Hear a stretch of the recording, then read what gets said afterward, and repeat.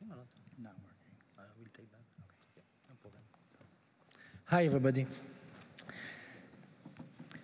20 years ago, the basic ideas of RecSys originated from the observation of social phenomena, social filtering. But maybe now we need to go back to the roots. Again, observe life, people's daily activities and social interaction, the way man interacts with the world. We need to find new potentialities, new functionalities, internal system behaviors, and application for RecSys. What is my life? What is my life like? What is good for me? And what is bad for me? It's very difficult to know that something will be good for me or bad. And good can be a bit vague. We might not enjoy something that is good for us, such exercise. We aim for things that are easy, but we don't always know if they will be good for us. They will be good, for us in the long run. We want to have experience. We need experience. And it is easy, after experiencing it, to know if something is good or bad for me. We always need to experiment with situations to better know them and want to repeat, stop, or modify them. In the year 2000, Nokia went from hardware to services.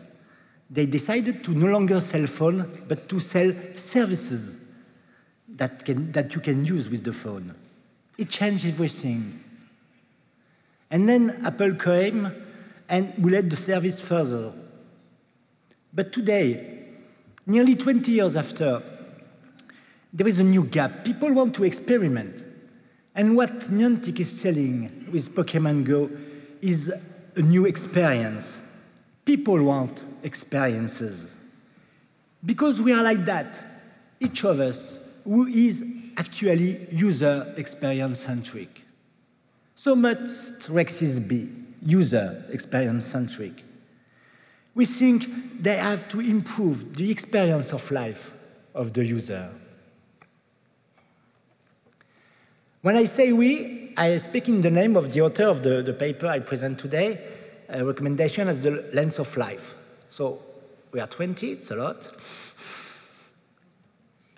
And this paper is the output of the Think Forward tank on the future of RecSys, which took place during the European Conference for Information Retrieval in Padua in 2016. That's the end. And so it represents the collective thoughts of a group of researchers with a spectrum of expertise in RecSys and information retrieval, from senior members of the RecSys community to new and fresh minds that have just begun their work in the field. The main idea that emerged during the workshop is this: life itself is the original recommender system, presenting people with available options and providing information that will allow them to make the right decisions. And the person is the query, the person themselves. We are following an highway, a path on an highway. That's the highway of our social and genetic conditioning. This is our most probabilistic and more obvious feature. But are we happy? Oh, shit. I'm not. I'm happy. Again. Life gives us a massive amount of possibilities. But which one is the best for me? We have to think about our own way. We have to leave the highway. We have to take the little road, the little way, the way that is for us. It's not necessarily easy, but it is unique for us. One could foresee here RecSys that mimic life in the sense of its abundance and complexity of messages that can be interpreted as recommendation to the human senses. In this scenario, the user is the query, and life, with its infinite proposition, is providing a variety of recommendations. Sometimes the answer presented is obvious and appears just before our eyes. But sometimes life presents the information differently. It produces a synchronicity, something that looks like pure coincidence but is not. Humans cannot attend to all the information contained in the world around them at once, as we are limited by our ability to pay attention to only a limited number of things. When you follow your intuition and take discourse of action, you find yourself in a place when a synchronicity occurs, and you're given just the right amount of information, the right amount of clarity that you need at that moment.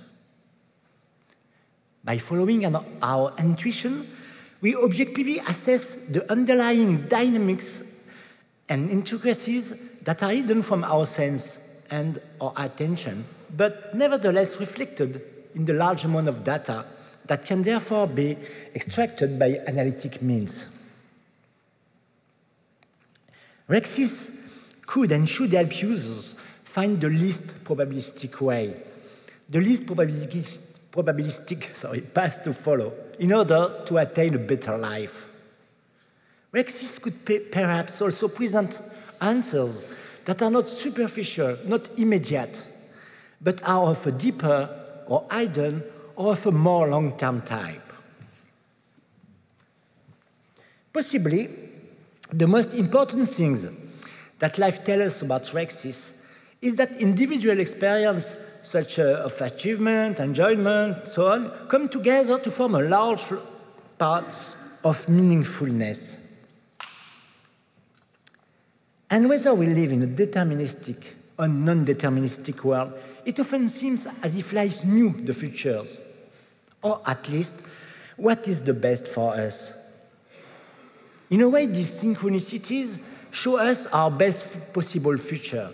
So, instead of RecSys that only use information about the past, how about a recommender system that could, in a way, infer and thereby influence our future?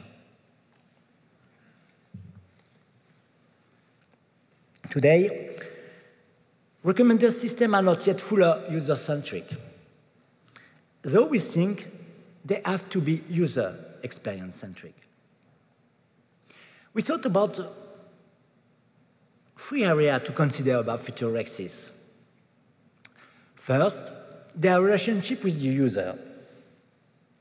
Second, how they can a way to understanding humans, and helping them understanding themselves. And third, the future honestness quality of RecSys. In short, RecSys must form a more comprehensive and realistic picture of who the users are and in which direction their need can unfold in different contexts. We believe that eventually courses of action, intentions, emotion, ideas, and even other people could be the new items of future recommendation. In this sense, RecSys could inspire, guide, decide, assist, help us, and much more in a completely unobtrusive way. RecSys may challenge us to have an open mind, to experience things we may not have experienced without suggestions, to be guided through these experiences instead of simply being given what we want in the moment, and also to be challenged to be better and to grow. Man is the query, we think, and RecSys of the future must provide users with answers that not only make their lives easier, but make their lives better. The paper we made is structured in 3 parts. First, we speak about the limitation and the pitfalls of the RecSys. And then the heart of the paper is about the fact that life is the ultimate recommender system in a way. And thirdly, we try to figure out some kind of recommenders yet to come in the future. In French, I'm French, sorry. There is only one word for like and love, it's aimer. But in slang language, there is another word which is kiffer. I kiffe, je kiffe, which is a kind of super like. I want to kiff life. I want to have nice experience. I'm user-centric, user experience-centric. I want RecSys that helps me to kiff life. I want to meet great people. I want to be engaged. I want to be challenged, and I want to grow. And it's my hope that RecSys in the future could help me. This guy, Joseph Campbell, was a professor of history, specialist about the myth. He helps some guys like Lucas to build some movie like Star Wars. And I think that RecSys ought to help us follow our bliss. And I want that. They help me to find and follow my bliss. Thank you.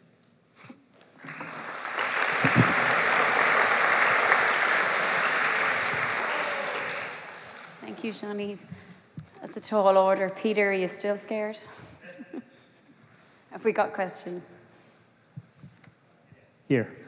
Thank you for great talk. Stephen Chan from Cora. So you talked about the recommender system is a lens of life. So for us as engineers for recommender system, it's a great responsibility, right? Because we are giving people to see their life. So I wonder, how do you see this relationship between recommender system and user? So are we giving them, just without telling them how it works and showing them stuff that they see, what role should user take in this process? So I can repeat, I didn't hear the last words. Yeah, the key question is, what role should user play in this recommendation and user interaction process? I don't know. I think it's everybody has to. When you say you have a great responsibility, that's our responsibility. What we think is that we have to make recommender system that could help us. So they have to help you as an engineer, as they help you as a user. So we are the first user of it. That's kind of not a really answer to your question, but a kind of through path to it. Okay, thank you. Any other questions, comments?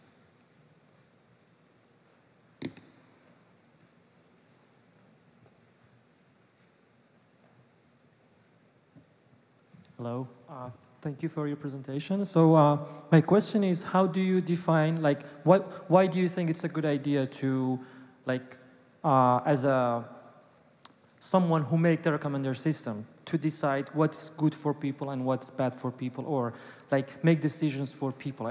I mean, it would be more like a kind of a dictatorship country. You decide what's good for people or what's bad for people, and you design your system in a way that kind of accomplish that goal. So why do you think it's a good idea to do that?